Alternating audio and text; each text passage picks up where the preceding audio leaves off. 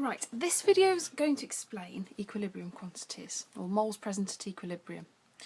In order to do that, I need to actually explain what I mean first and why it's important. Now, if you look at this expression, the general expression for Kc, you'll see every term is in the square brackets. That square brackets means concentration. Okay? So we're always looking for the concentration, all the reactants and products at equilibrium to put into the expression for Kc. However, sometimes, actually, not even sometimes, usually, the question actually doesn't give you the concentrations. It's not that straightforward. It provides the quantities in moles. That's not a big issue because you can remember from right back at the beginning of year 12, you can use the expression concentration can be concentration calculated by taking the number of moles present and dividing by the total volume. Obviously, if it's in centimetres cubed, you change it into decimetres cubed. All fairly straightforward so far.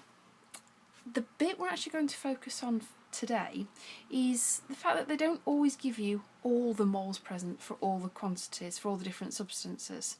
They'll actually give you just some of them at the start and some of them at the end, and then you have to work out what the other ones are. It's a lot easier if I show you what I mean. So let's have a look at this simple example. It's the reaction between ammonia, hydrochloric acid, making ammonium chloride. We're given this information in the question. We won't be given the expression for Kc. I'll just put that there to show you that obviously we're looking for concentrations. But you can see from the units that we've been given, we're given molar quantities. We've just been given the amount of moles present at equilibrium.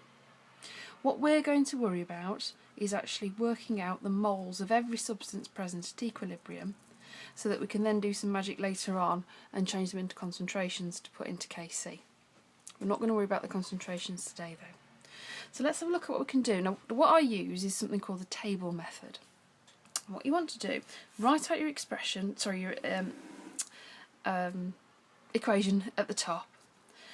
Underneath, we want to work out the moles at the start, what the change in moles has been, and then at the end, what are the moles at equilibrium.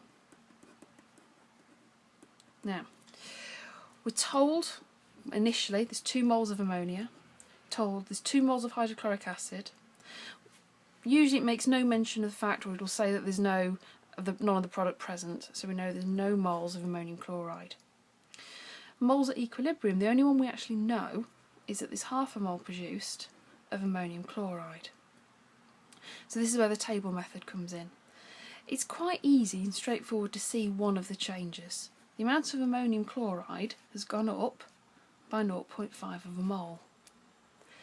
The reactants will have obviously all gone down, so their change will all be negative values. Obviously you lose products in a reaction. But by how much have they gone down?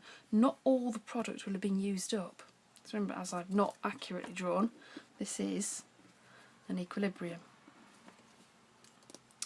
So if we look at the reacting ratios,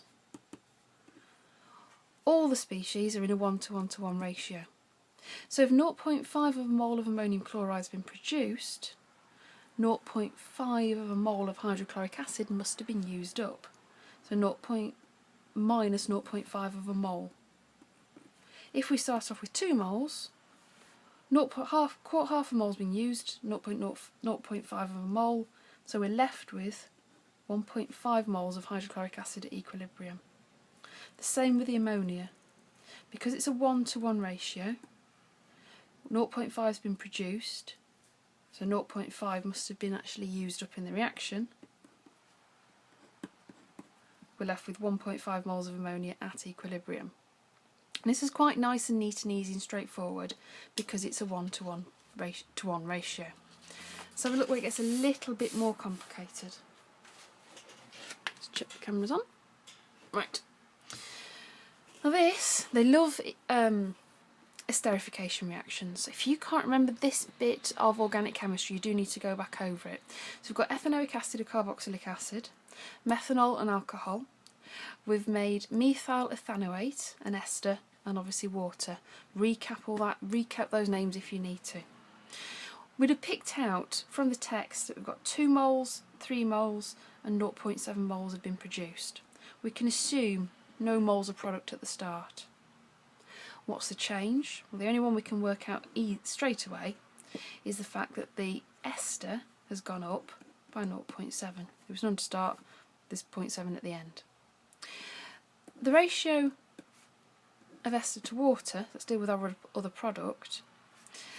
However much ester is produced, the same amount of water has got to be produced. So the change must be plus 0.7.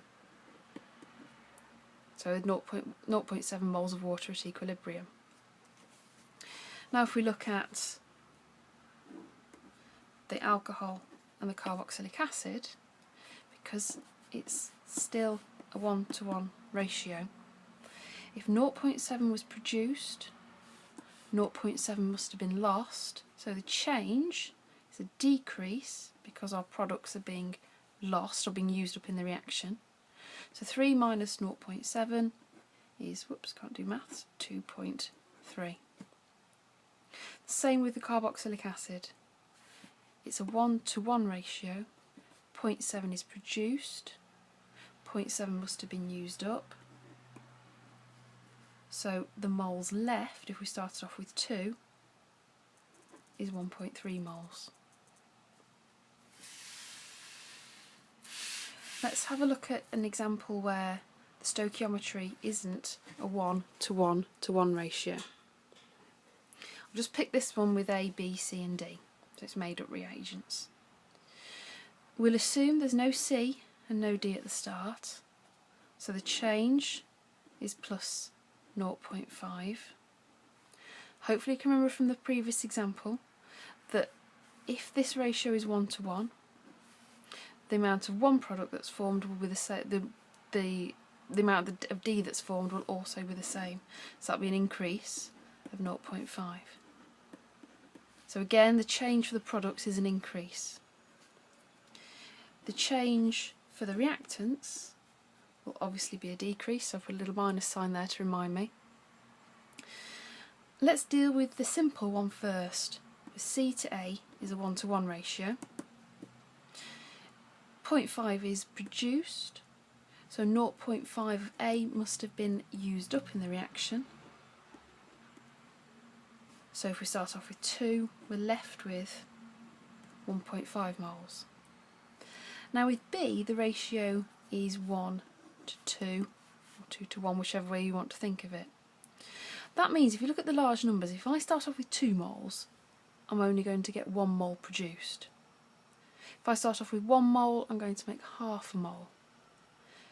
That's the number we're looking for here. So we've produced half a mole. Essentially we had to use twice as much if you look at the ratio.